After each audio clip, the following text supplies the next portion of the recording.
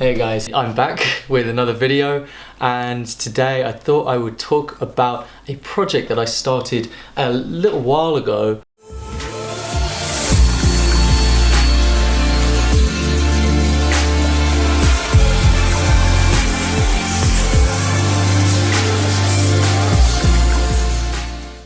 It's a project that me and my friend made together where we basically tried a different approach to animation. You know, the normal way that I go about animation is that I have the camera very focused on the character, and the character is fully animated with frame by frame animation, and you know, I love that method, but I thought it was time to change it a little bit and just try something different, and then we can go back to the usual way that I animate.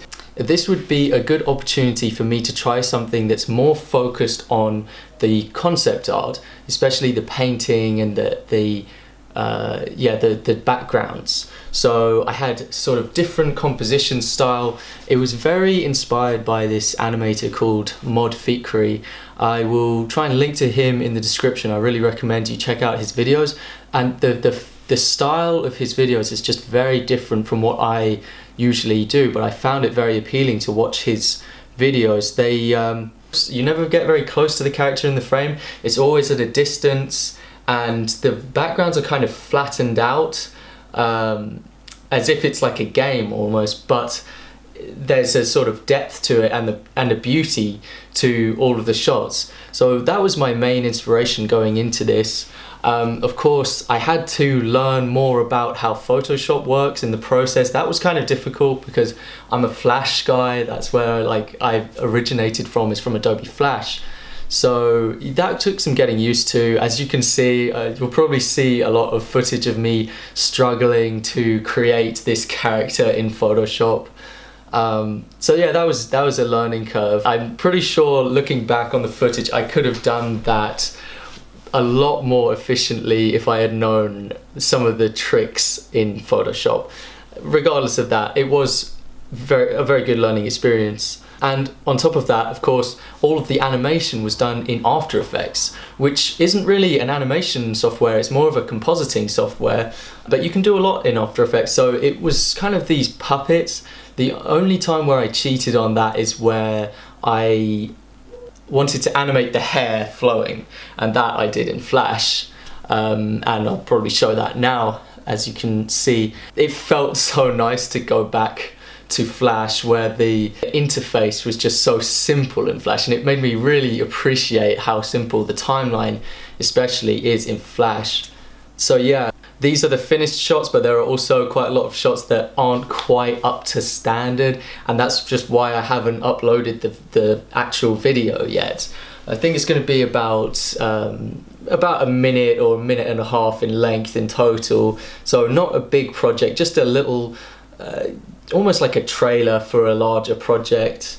So this was I think it was in 2015, it was either 2015 or 2016 Pico Day in Philadelphia. I flew out there to meet some of my friends, and it was a really great time. But yeah, I was listening to this song, Jupiter Grayscale, and I just came up with this sort of, it was more of a feeling, it was an emotion that came directly from the music. And I came up with a few visions for this girl who was like a nymph. Is that what it's called? A nymph? Like a tree, like a willow tree girl. I've always loved willow trees. I don't know why, they're so nice. They're like my favorite tree. And so I just really wanted a willow tree in there somewhere, and wish granted, I was able to put a willow tree in the end.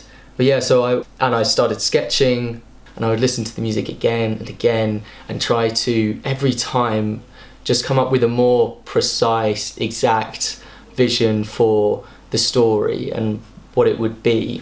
And of course, I didn't really end up sticking to that. I ended up, as you will see when the video comes out, I ended up kind of deviating from my original idea, and that tends to happen with projects that I work on. A lot of the time that is from practical limitations and things, but also, you know, you have sort of 3 stages of making a film. There's like the pre-production before production starts, where you're writing the script and creating material and all of that. And then there's also the production, where you actually have to make the animation, and then there's the post-production where you're editing it all.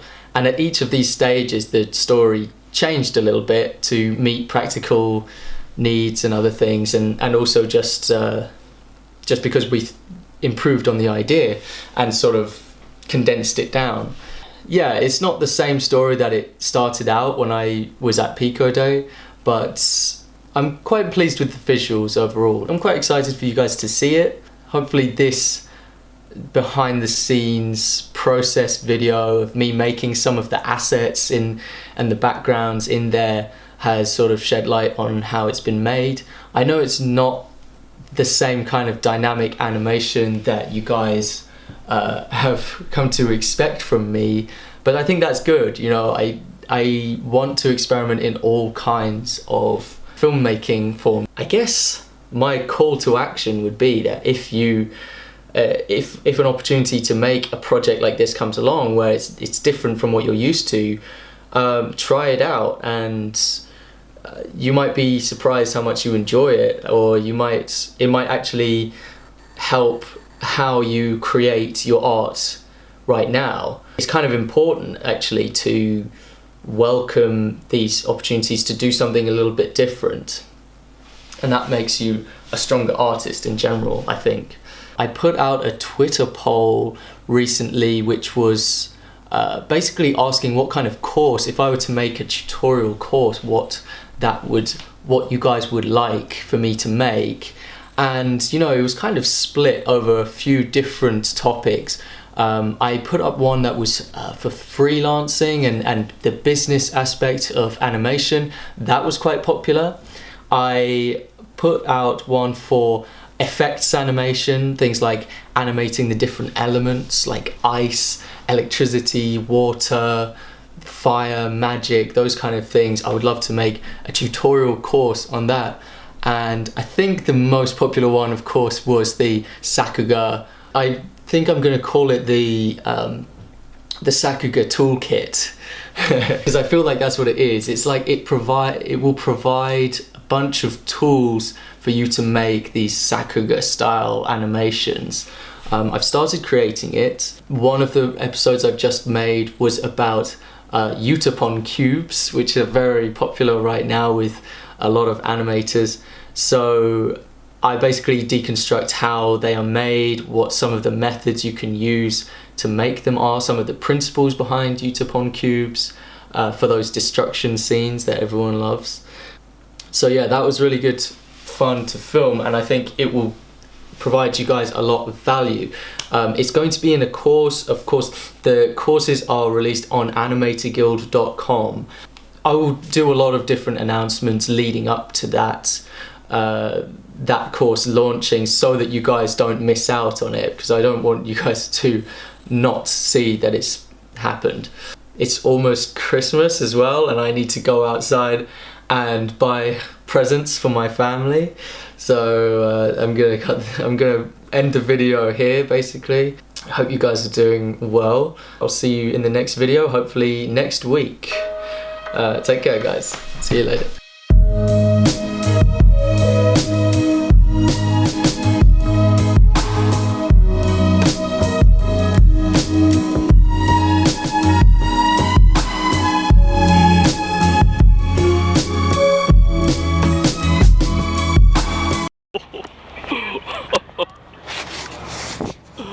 I almost went over these steps. I stopped just in time.